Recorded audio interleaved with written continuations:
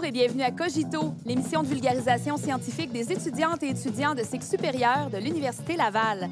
Aujourd'hui, on a une très belle émission à vous proposer en compagnie d'Antoine et de Sylvie. Je pense qu'on va avoir de très belles choses, de très belles découvertes en perspective aujourd'hui. Alors, pour se lancer, je vais commencer avec toi, Sylvie. J'aimerais que tu nous présentes un petit peu ton projet doctoral. Je pense que c'est assez complexe, alors mets-nous un peu sur la piste. Alors, mon projet s'appelle Le rêve d'Urmila et ça traite de l'hybridation culturelle en s'inspirant du Natya Shastra. Donc, c'est un voyage en Inde que je propose ni plus ni moins à mes futurs lecteurs et futurs aussi spectateurs, puisqu'il s'agit d'un projet de recherche-création en art de la scène. Le Natya Shastra est un traité de dramaturgie. Donc, c'est un texte qui a été écrit il y a 2000 ans qui parle de tout ce qui est nécessaire pour une représentation théâtrale. C'est écrit dans un langage assez poétique, symbolique, mais aussi des fois comme une liste, je dirais pas une liste d'épicerie, mais une énumération de tout ce qu'il faut pour par exemple, que tel geste avec telle partie du corps, on peut faire tel geste, tel geste, tel geste, tel geste, qui suggère telle émotion, telle émotion, telle émotion.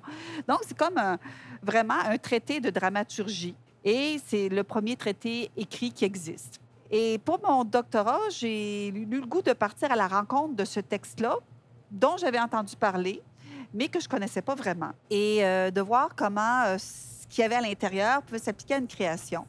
Et pour ça, je me suis basée sur le Kathakali, qui est une danse de l'Inde du Sud que j'ai étudiée quand j'étais jeune fille et qui est comme à quelque part ma première formation en art de la scène. Donc, ma première expérience scénique, je l'ai eue à travers le Kathakali.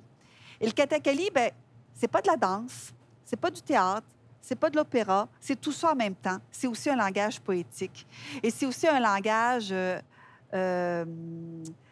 visuel, parce qu'il y a tout un côté dans le costume où c'est presque une statue qui se met en mouvement. Si aujourd'hui en Occident, on dit « Ah oui, on fait du théâtre et de la danse » ou de la musique et de la danse et du théâtre, en Asie, dans toutes les formes de théâtre asiatique, on parle d'art de la scène. Et l'art de la scène intègre tout ça. Donc, pour moi, l'hybridation, c'est plus le voyage que je fais de ma culture à la culture de l'Inde. Et aussi cette empreinte que l'Inde a laissée, parce que comme j'ai étudié là quand même 1 an et demi, puis que j'y suis retournée régulièrement, puis que dans tout mon parcours de création théâtrale et comme conteuse, parce que je travaille aussi beaucoup comme conteuse, toute cette influence que le Kathakali m'a laissée, je me pose la question à travers ma thèse,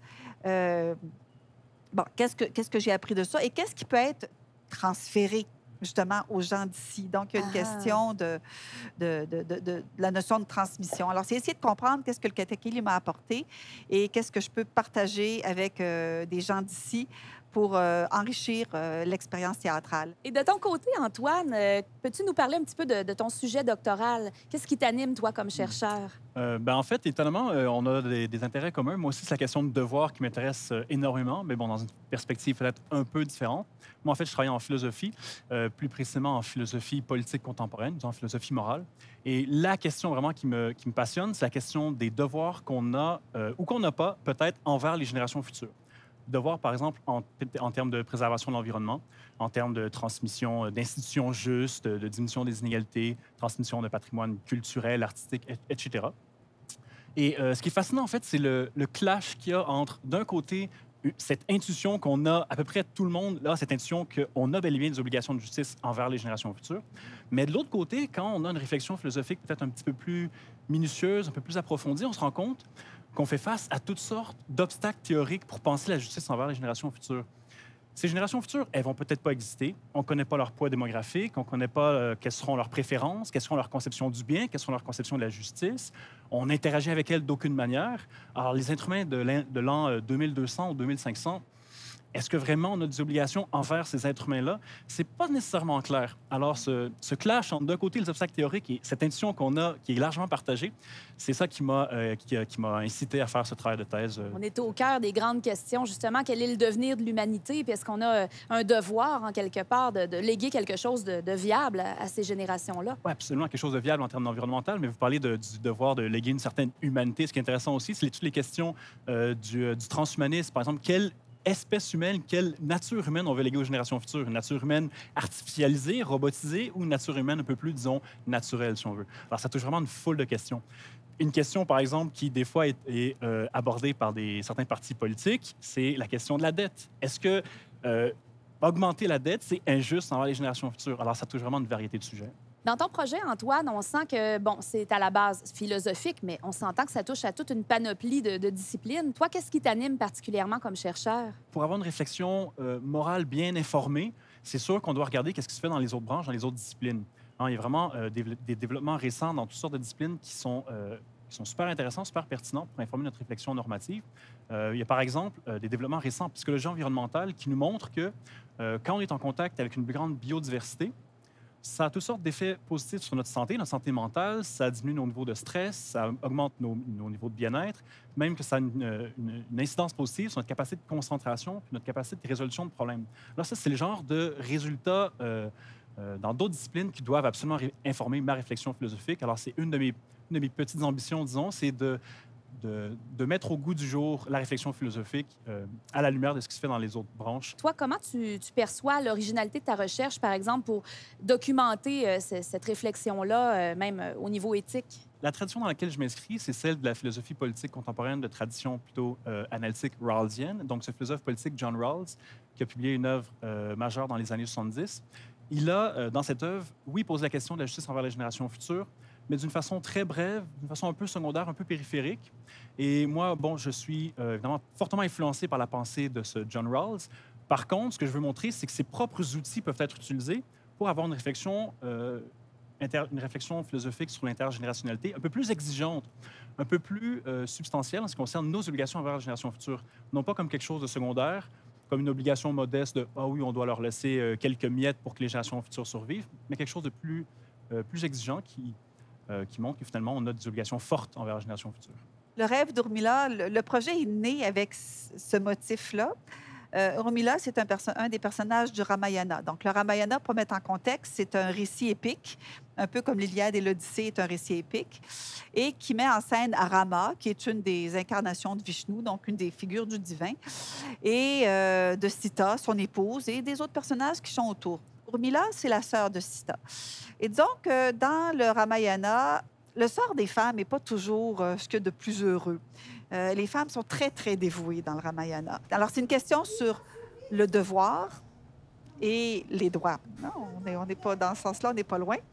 Le dharma, c'est le devoir qu'on doit accomplir, notre devoir d'être humain, notre devoir, si on peut dire, spirituel, mais c'est aussi le devoir de l'époux envers de l'épouse, le devoir du roi envers son peuple.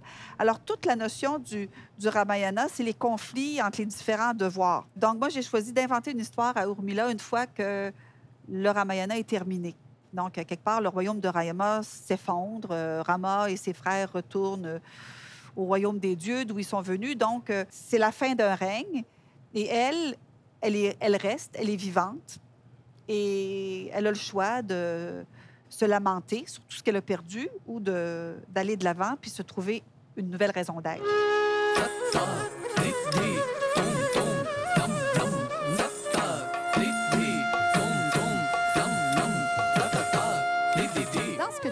Sylvie, j'aimerais ça que tu nous expliques un peu l'importance de cet héritage-là, parce qu'on s'entend que la culture indienne, encore là, on est face à quelque chose qui a plusieurs milliers d'années. C'est très, très riche, c'est très touffu. Alors, comment tu vois cette influence-là dans ton travail en recherche-création? Un des objectifs que j'ai dans ma thèse, c'est de présenter un peu l'histoire du Kathakali chez l'impact que ça a eu chez les artistes contemporains. Il y a eu des choses qui nous racontent l'impact, comment le Kathakali a évolué en Inde, mais il y a peu de choses qui parlent un peu de l'impact que ça a eu chez Ariane Mouchkine, pour parler d'une grande metteur en scène française, Peter Brook. Ils ont travaillé avec un artiste du Kathakali, même si Ariane Mouchkine a une pièce qui est très inspirée de l'esthétique du Kathakali. Encore là, ça évolue. Le Kathakali est joué dans les temples, près des festivités, mais il y a des Kathakali clubs. On va voir des spectacles de Kathakali dans des théâtres, sur des scènes. Il y a des Kathakali competition. L'industrie Bollywood est quelque chose de très florissant. Donc, la télévision en Inde, on a de la difficulté à s'imaginer un pays d'1,2 milliard de personnes. avec 25 États différents. Je ne sais plus, ils sont rendus à 26 ou 28, ça bouge. Le Kerala, c'est 35 millions de personnes. C'est comme la population du Canada dans Québec-Montréal 2 fois aller-retour, là. Donc, il y a une densité. Donc, il y a du Kathakali à la télé. Maintenant, avec YouTube, j'ai accès à un matériel auquel je ne pouvais pas rêver dans les années 90. On comprend bien, Sylvie, la façon dont tu es tombée dans le Kathakali puis dans cet univers-là indien. J'aimerais ça t'entendre, Antoine, sur toi, qu'est-ce qui t'a amené à t'intéresser comme ça à la dimension d'intergénérationnalité à travers le temps, puis surtout dans la dimension philosophique, finalement? Je crois que, comme plusieurs, j'ai toujours eu l'impression qu'on avait bel et bien des obligations de justice envers les générations futures, surtout en termes de protection de l'environnement. Et puis, comme plusieurs, ça me trouble vraiment beaucoup en ce moment de voir la crise environnementale, la crise climatique s'aggraver et puis les sociétés changer très, très, très lentement. Alors, j'ai voulu m'intéresser à cette question-là pour essayer aussi de creuser un peu plus, voir non seulement pourquoi est-ce qu'on a des obligations envers la génération future, mais qu'est-ce qu'on peut faire maintenant? Si j'ai décidé de traiter de ces questions-là en philosophie, c'est parce que je crois que la philosophie ose mettre à l'épreuve toutes nos intuitions, même les intuitions qui ont l'air les mieux fondées, les plus solides, et qui osent aussi remettre en question l'état actuel des choses, les institutions qu'on a, etc. Alors, cette perspective un peu, disons, radicale me semblait nécessaire. Et puis, effectivement, au fil de mes recherches, ce que je réalise en grande partie, c'est que comment la politique fonctionne actuellement, comment l'économie fonctionne actuellement, comment les inégalités qui s'accroissent actuellement, tout ça, en fait, fait en sorte que c'est une crise qui est extrêmement difficile à surmonter, la crise environnementale, avec les institutions telles qu'on les a actuellement. Et on constate, par exemple, que, pour ne prendre qu'un exemple, l'accroissement des inégalités a un impact dévastateur sur la question environnementale. Parce que d'un côté, un accroissement des inégalités, on observe en même temps un accroissement de ce qu'on appelle la consommation ostentatoire, c'est-à-dire l'effet qu'on consomme de plus en plus des biens pour leur valeur sociale, avoir une voiture plus grande que celle du voisin, avoir une pelouse plus verte. Le phénomène des voisins gonflables dans le temps de Noël. Exactement, oui, tout à fait, c'est un bon exemple. Et on voit aussi que les inégalités ont un effet dévastateur sur l'environnement parce que souvent, certaines nuisances environnementales, comme la pollution de l'air ou l'exposition à des déchets toxiques, sont subies par les plus défavorisés qui, souvent, leur voix politique n'est pas entendue. Souvent, ils ont un pouvoir politique moindre. Alors, souvent, ils n'ont pas les moyens de, justement, de s'attaquer à ces problèmes-là, que ce soit un problème comme la déforestation dans une communauté du Sud ou quoi que ce soit. Alors, s'attaquer aux inégalités, corriger les inégalités économiques actuelles, ce serait, par exemple, une voie absolument nécessaire pour s'attaquer aussi à la question de la protection de l'environnement. Et donc, c'est une façon de dire que ça ne suffit pas simplement, chacun de nous, de recycler un peu plus ou d'être un peu plus frugal. Tant mieux, il faut encourager la frugalité, mais il y a aussi une approche un peu plus radicale qui est nécessaire, une approche un peu plus institutionnelle. La démocratie, c'est une chose, hein, c'est l'élection, c'est des représentants élus, mais il y a toute une autre approche de la démocratie qui, à mon avis, doit être remise au goût du jour. C'est la démocratie par tirage au sort, qui était typique à Athènes dans l'Antiquité, aussi dans certaines cités en Italie vers la fin du Moyen Âge. Donc, c'est l'idée que on ne doit pas nécessairement déléguer notre pouvoir à des représentants élus. Ce qui est central à la démocratie, ce n'est pas nécessairement des élections, c'est possiblement le tirage au sort, c'est-à-dire tirer au sort des citoyens ordinaires, comme vous et moi, pour s'occuper de certaines charges administratives, certaines charges politiques, certaines magistratures, etc. Comme on le voit du côté judiciaire pour constituer un jury, par exemple. Exactement, tout à fait. Mais on se rend compte que le tirage au sort a toutes sortes de bénéfices. Premier avantage, entre autres, c'est l'aspect de la diversité. Si on regarde nos représentants élus, souvent, ce sont, disons, des hommes blancs qui ont à peu près le même parcours politique, qui appartiennent, disons, à une même classe sociale, une même classe économique. Et cette homogénéité, c'est vraiment pas très bénéfique pour la délibération. Et ce qui est central dans une démocratie, je crois que vous serez d'accord avec moi, c'est la délibération citoyenne, le débat public, l'échange d'arguments. Se parler entre soi, à un moment donné, on va nulle part. Exactement. Hein? Et dans un groupe homogène, souvent, ce qu'on observe quand il y a une délibération, c'est que l'opinion de départ est simplement radicalisée au terme de la délibération. Donc, la délibération ne porte pas fruit. À l'inverse, si on fonctionne par tirage au sort, vous aurez des citoyens de tous les horizons, de toutes les classes sociales, de toutes les religions, de toutes les origines ethniques. Et cette diversité, en fait, ça fait des miracles. Parfois, on se rend compte que des citoyens qui n'ont aucune compétence politique, qui étaient peut-être démobilisés, désintéressés, quand ils se retrouvent dans cette diversité et qu'ils ont le temps de délibérer et qu'ils ont le temps de s'informer sur un sujet politique, finalement, ce qui sort de la délibération, c'est des fois des solutions politiques ingénieuses pour s'attaquer à des problèmes très concrets comme la gestion des déchets ou le recyclage. Alors, je crois qu'on ne doit pas désespérer des citoyens démobilisés. Au contraire, je pense que le tirage au sort ça serait une belle façon de donner un coup de fouet à nos démocraties. Et que nos représentants élus, ils n'ont pas le luxe de regarder à très long terme. Ils sont coincés dans des mandats politiques de 4 ans dans notre démocratie, de 5 ans ailleurs. Et donc, ils ont un horizon temporel limité. Et puis, ce n'est pas un constat cynique. Je ne suis pas en train de dire qu'ils pensent seulement à la réélection. Si, par exemple, moi, je voulais changer le monde en tant que politicien, je voulais laisser un héritage positif, probablement que je voudrais laisser un héritage qui serait visible à l'intérieur de 4-5 ans. Sinon, mon héritage, s'il était seulement visible en dedans de 20 ans, ben, on ne pourrait pas me l'attribuer. Alors là, mon petit orgueil ça ne serait pas très content. Et toi, Sylvie, de quelle façon tu vois l'apport de ce que tu es en train de faire comme chercheur? Quelle pierre tu veux amener à l'édifice? Qu'est-ce que tu veux apporter de nouveau? S'il y a quelque chose que je souhaite laisser, c'est ce désir-là ou ce goût-là de s'intéresser au théâtre d'ailleurs, parce que la tradition théâtrale occidentale est faite dans un certain moule. On a énormément à apprendre du théâtre oriental. On dit qu'on invente toute la multidisciplinarité, le théâtre, la danse-théâtre, l'opéra joué, chanté, performatif. On n'invente rien. En fait, il y a une communication, il y a une connaissance de ce qui se fait ailleurs qui est enrichissante parce qu'à quelque part, ce qui est intéressant, c'est de faire le lien entre la tradition et la modernité. Comme acteur, on a beaucoup à apprendre de la formation de l'acteur dans d'autres cultures. Je suis vraiment plus dans une approche du corps et cette approche-là du corps me vient de ma connaissance du contact que j'ai eu avec la danse de l'Inde. Donc, si j'ai quelque chose que j'ai le goût de transmettre, ben c'est d'essayer d'intéresser les jeunes acteurs d'ici aux traditions d'ailleurs. Si on veut que le théâtre, comme performance continue, on ne peut pas offrir le réalisme du cinéma puis de la télévision. Le théâtre, c'est quelque chose d'autre à offrir, qui est le contact direct avec le public, qui est la communication du moment présent. Et pour moi, cet aspect-là, rituel, finalement, le rituel étant juste qu'on va partager un moment ensemble, c'est quelque chose à recréer. Et ça passe par l'humain. Je trouve que la technologie a de la difficulté à m'amener là. Oui, je raconte quelque chose, je parle du Ramayana, mais je trouve que dans le Ramayana, il y a des thématiques universelles.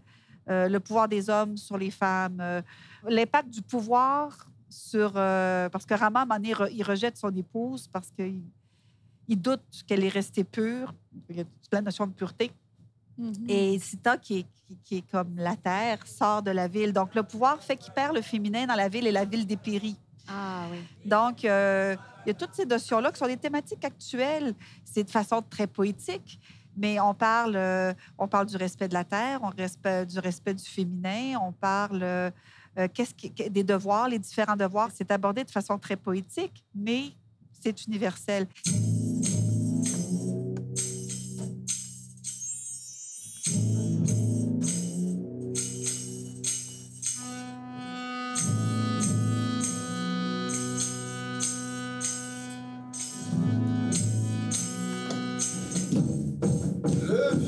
Ayodhya veut faire couronner son fils aîné, le prince Rama. Mais l'ambition démesurée de Mantara, la vieille nourrice de la belle et jeune Kaikeyi, fait en sorte que la jeune reine rappelle au vieux roi une promesse oubliée. La belle Kaikeyi exige que son fils Bharata soit couronné et que Rama soit chassé du palais. Est-ce qu'il y a des difficultés que tu as rencontrées ou que tu rencontres encore dans ton parcours au niveau du doctorat? Une des difficultés que j'ai rencontrées, c'est justement ce qui concerne l'interdisciplinarité. Pour voir qu'est-ce qui se fait dans d'autres disciplines, parfois, on n'a pas... moi, comme philosophe, je n'ai pas toujours le bagage et je ne comprends pas toujours le langage qui est utilisé dans une autre discipline. Par exemple, je me suis beaucoup intéressé à ce qui se fait en économie. En économie, disons, néoclassique appliquée à l'environnement, mais aussi en économie écologique, comme une nouvelle branche de l'économie qui s'est développée dans les 15 dernières années. Et puis, ça a été un défi. Parfois, c'est assez technique. Mais je voulais quand même persévérer dans cette voie parce qu'il y a des choses qui sont dites en économie, dans d'autres branches, qui sont absolument, comme je le disais, absolument essentielles pour informer la réflexion normative vis-à-vis des obligations qu'on a envers les générations futures. En économie, par exemple, il y a un argument assez récurrent pour dire qu'on n'a peut-être pas des obligations très fortes envers les générations futures.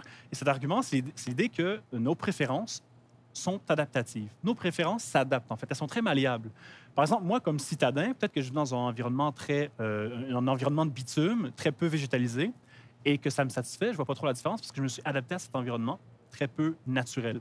Et donc, ce que quelques économistes vont dire, c'est que les générations futures, finalement, seront tout à fait satisfaites des arbres en plastique, des pelouses artificielles et des oiseaux électroniques, parce que leurs préférences se sont adaptées au contexte qui sera le leur. Alors, ça m'a pris donc justement un certain temps à décortiquer ce langage économique, cette discipline économique, pour voir quel genre d'arguments, eux, ils amènent.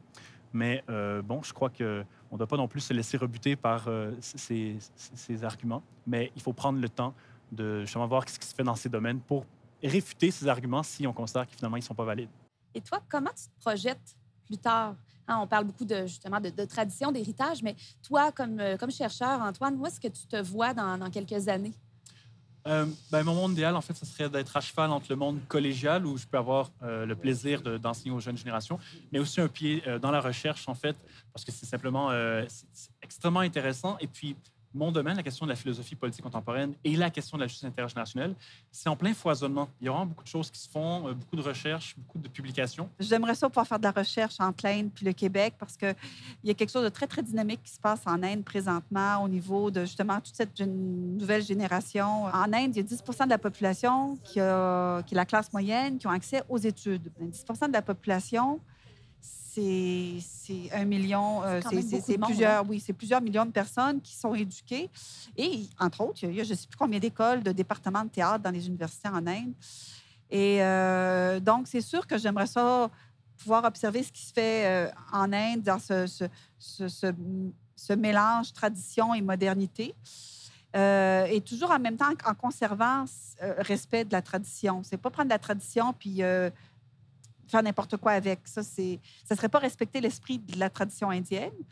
Puis en même temps, devoir aussi continuer à observer ce qui se passe dans le monde occidental, de continuer à observer les quelques personnes que j'observe et puis faire d'autres créations. Un gros merci, Antoine, Sylvie, pour votre générosité, la façon dont vous avez fait vivre vos sujets respectifs. C'est tout pour cette émission de Cogito. Donc, vous regardiez l'émission de vulgarisation scientifique des étudiantes et étudiants au cycle supérieur de l'Université Laval. On espère que vous avez apprécié le voyage. On vous convie d'ailleurs à la possibilité de toujours revoir les émissions antérieures que vous pouvez visionner sur YouTube. En espérant que vous serez des nôtres à la prochaine.